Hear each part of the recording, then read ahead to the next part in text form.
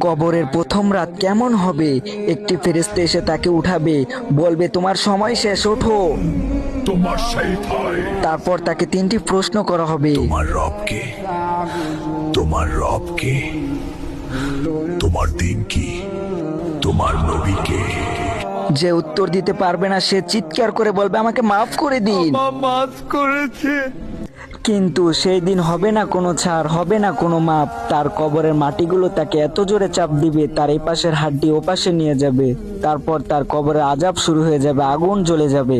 এবং তার কবরে এত বিশাল বড় বড় সাপ আসবে, যে সাপগুলো দুনিয়াতে একবার নিঃশ্বাস ফেললে দুনিয়া পুরো ছিন্ন ভিন্ন হয়ে যাবে। তাকে কিয়ামতের আগ পর্যন্ত নিয়ে এই সাপগুলো তাকে কামড়াতে থাকবে।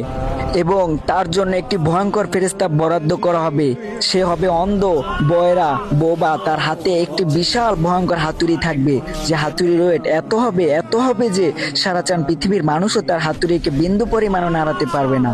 তাকে এই হাতুড়ি দিয়ে এত জোরে জোরে আঘাত করবে, শুধু মানুষ আর জিন ছাড়া সারা পৃথিবীর সকল প্রাণী তার চিৎকার শুনতে পাবে।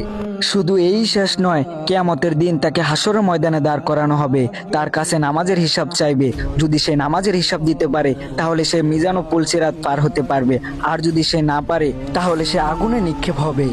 যদি কবরকে ভয় করে থাকুন তাহলে মৃত্যুকে আজ থেকেই স্মরণ করুন, আর আমাদের ভিডিওতে ফলো দিয়ে একটি লাইক দিয়ে যান।